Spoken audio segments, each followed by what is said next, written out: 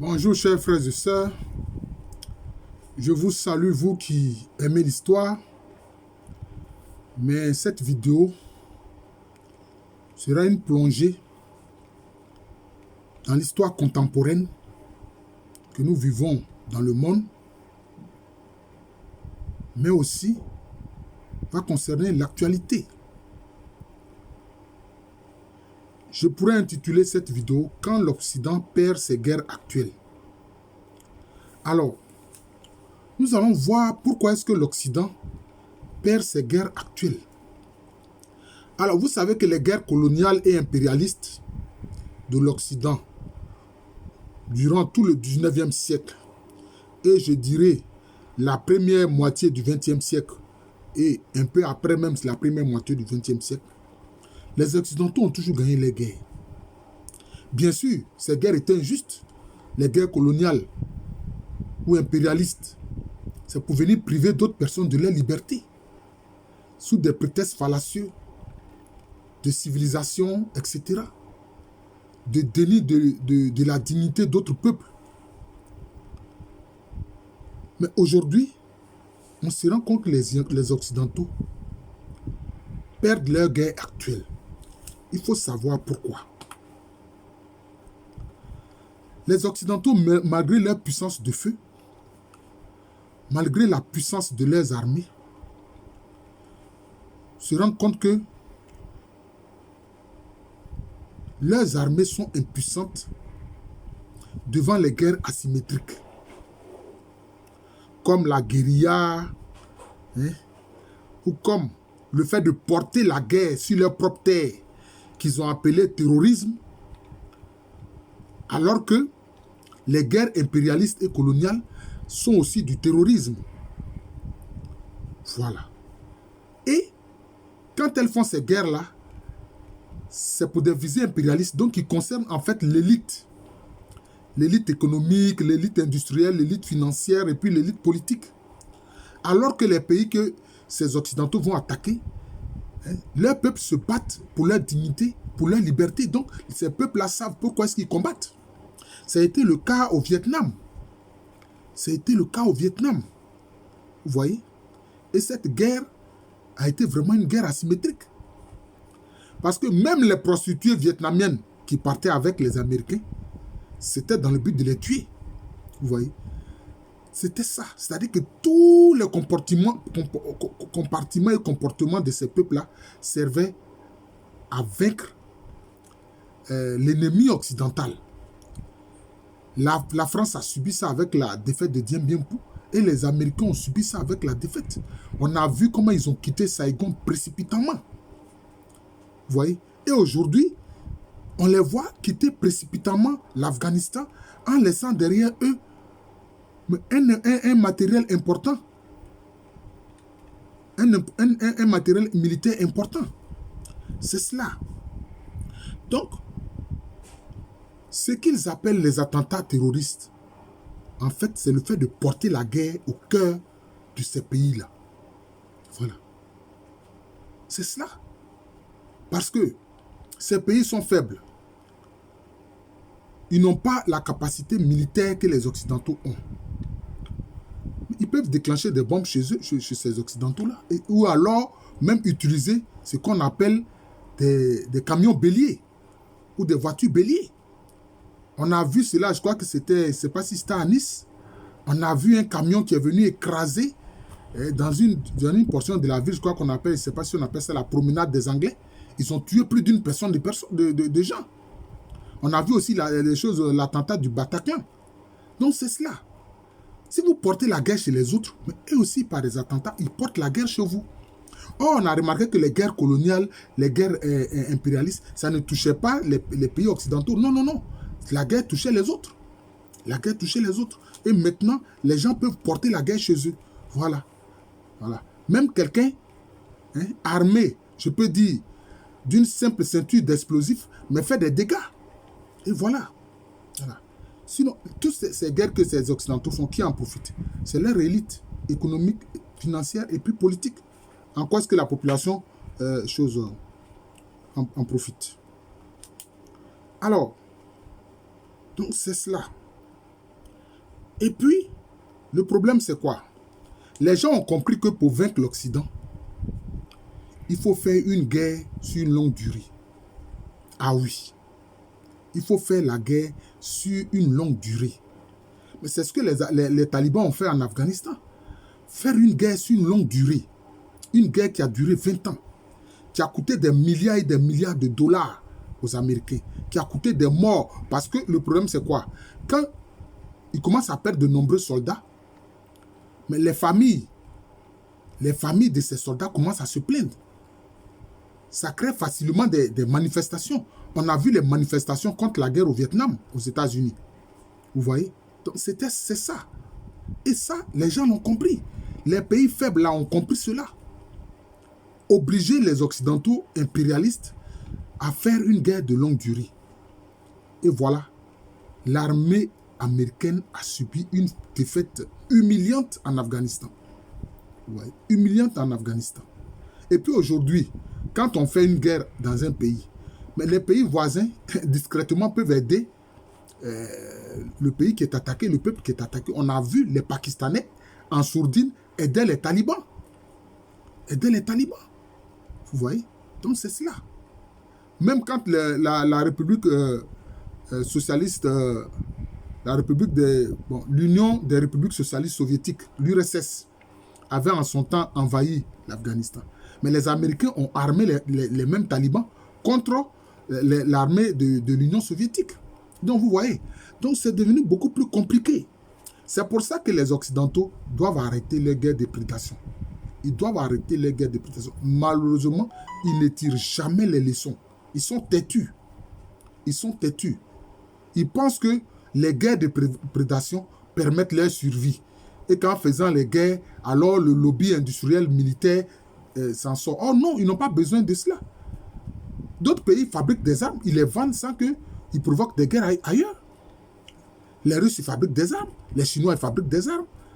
Hein, mais ils ne vont pas créer des guerres sous prétexte qu'ils vont vendre les armes de ce lobby industriel. Voilà le problème auquel les Occidentaux soumettent le monde entier. Et donc, quand on leur impose une guerre de longue durée et qu'ils commencent à perdre beaucoup de soldats, c'est là les désarçonnent.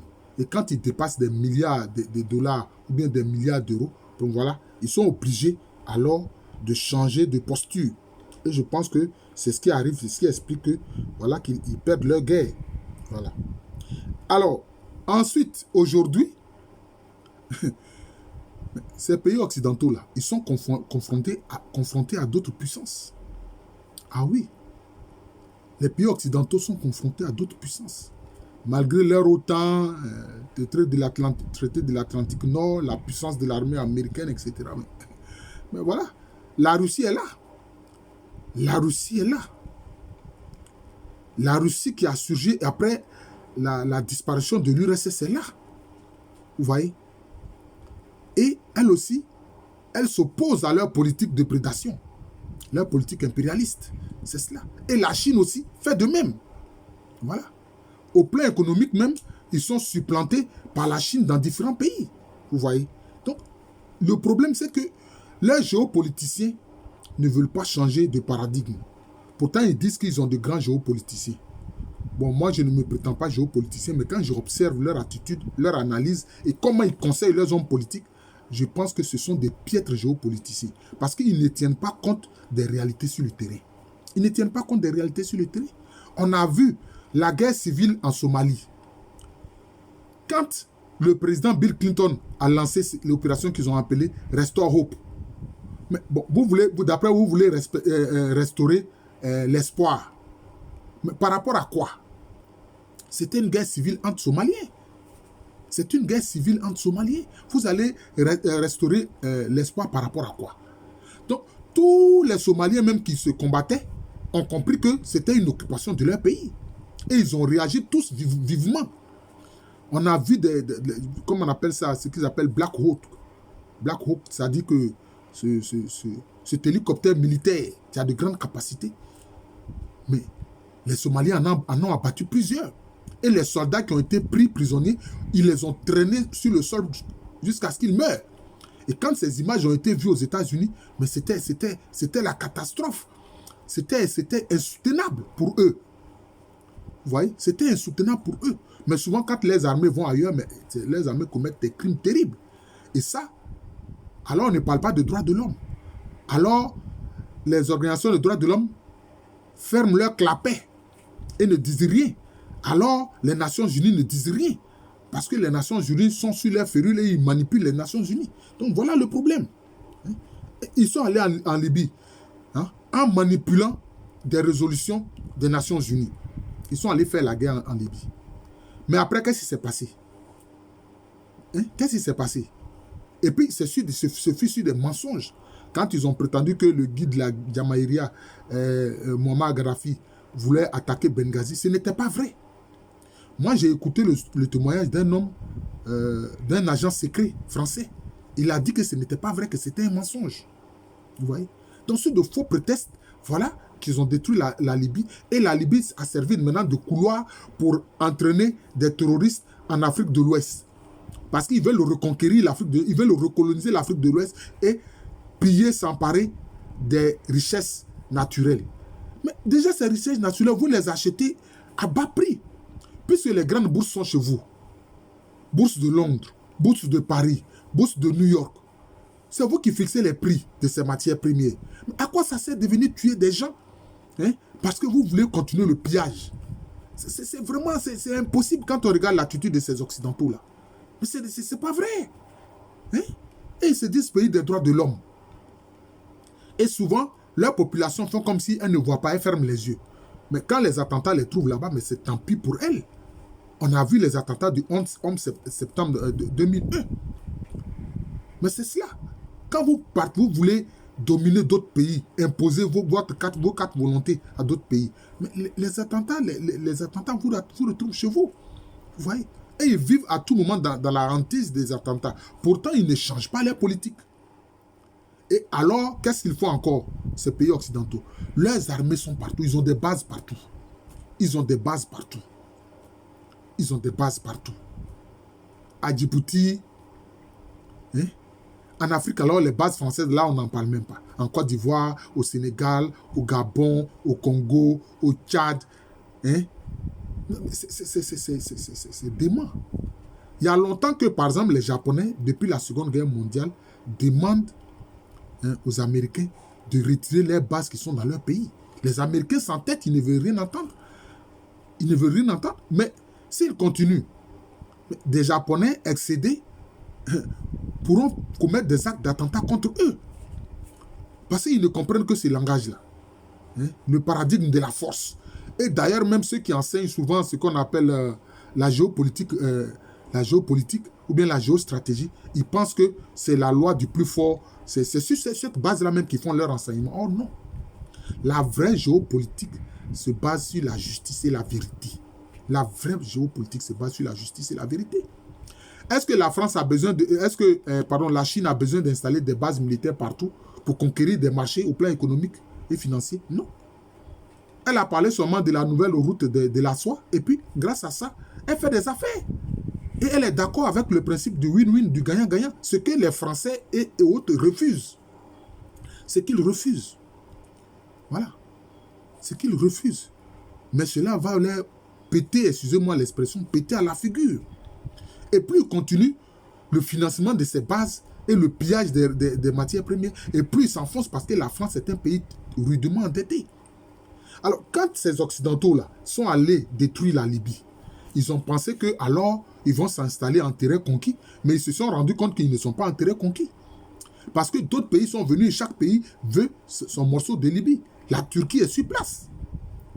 Les Russes aussi sont là-bas. Vous comprenez? Et le Qatar, qui est bien sûr souvent un complice, mais qui joue un double jeu avec les Occidentaux, est aussi là-bas. D'ailleurs, les forces spéciales qatarites étaient dans les forces qui ont été avec les forces qui ont attaqué la Libye du guide de la Jamaïria, Muammar Kadhafi. Vous voyez? Et c'est cela. C'est cette politique des Occidentaux-là qui est vraiment mauvaise. Et puis en outre, malgré leurs médias mainstream, c'est-à-dire qu'ils ont des médias puissants, Je ne veux pas citer ces médias, vous les connaissez. Hein? Ils pensent pouvoir manipuler l'opinion. D'abord, manipuler leur propre opinion et puis manipuler l'opinion mondiale. Mais ils n'y arrivent pas. Aujourd'hui, avec les réseaux sociaux, mais ils n'y arrivent pas. Quelqu'un simplement avec son smartphone montre ce qu'ils font. Montre ce qu'ils font.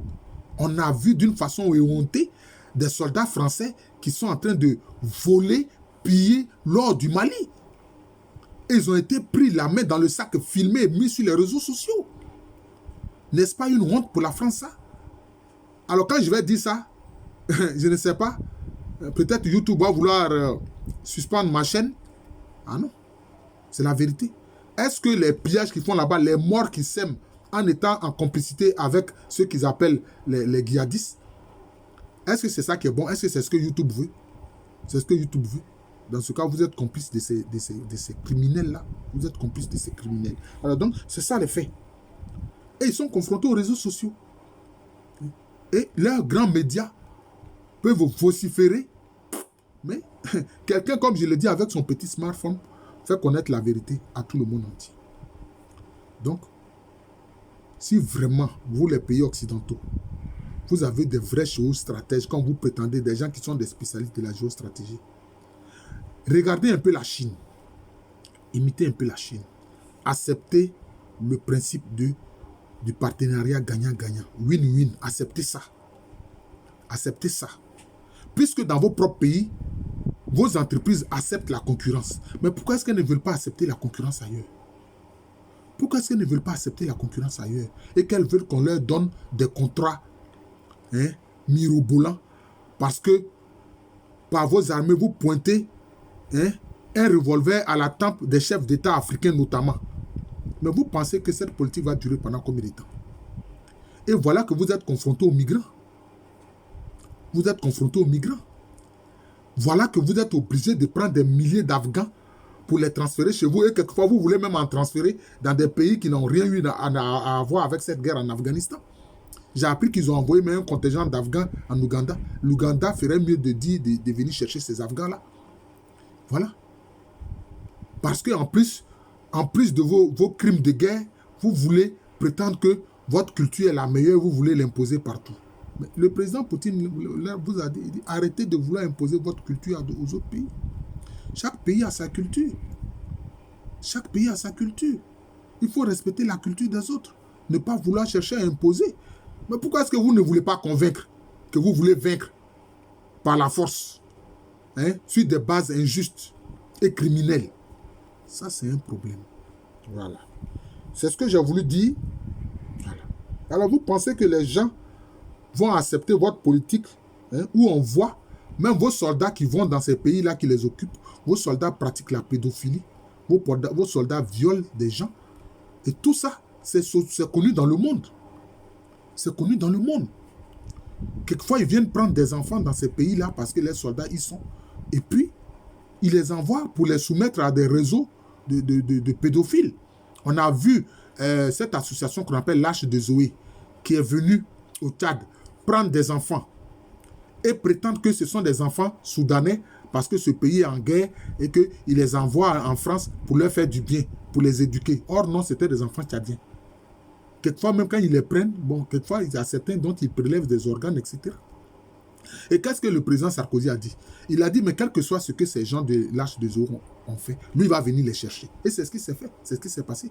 Le président tchadien, fait le maréchal Idriss Déby et Itno s'est soumis à cela.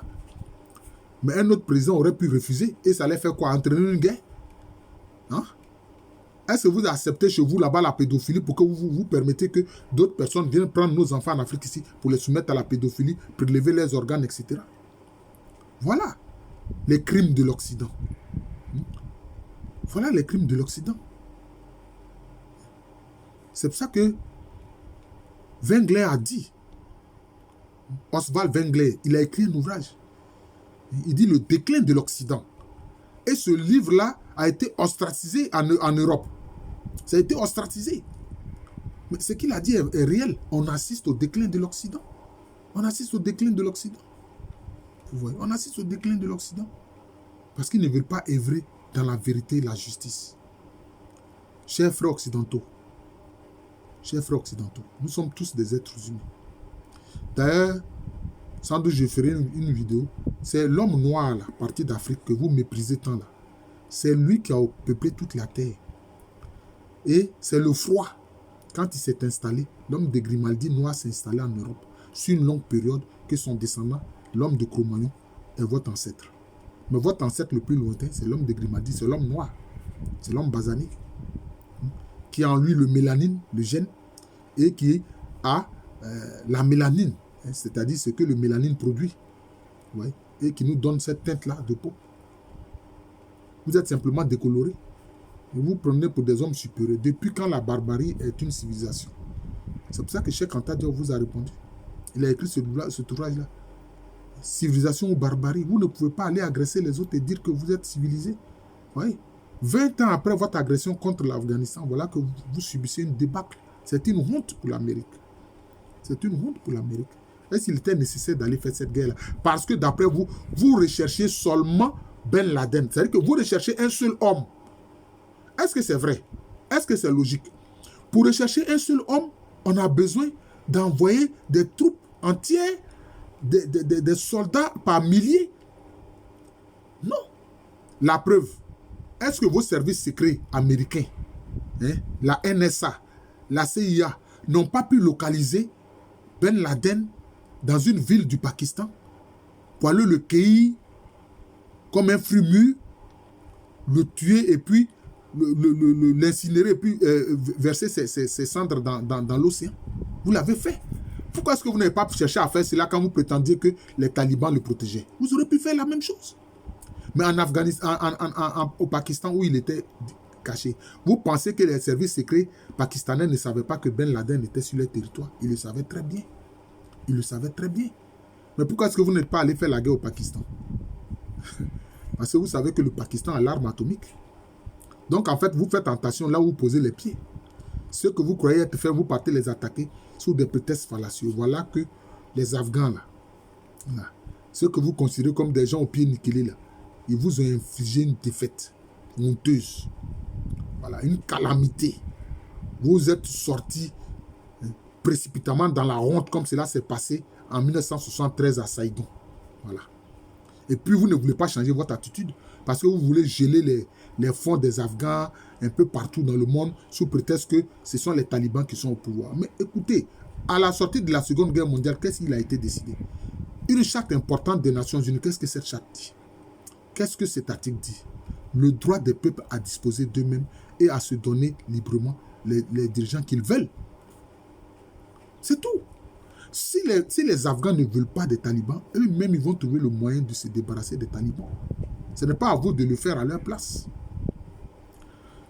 Bon, comme on dit chez nous ici, si on veut parler de ces choses-là, on ne va pas quitter ici. Je vous remercie. Je suis le professeur Alou Kwamereni, professeur titulaire d'histoire à l'université Félix Houphouët-Boigny, une université qui est à Abidjan.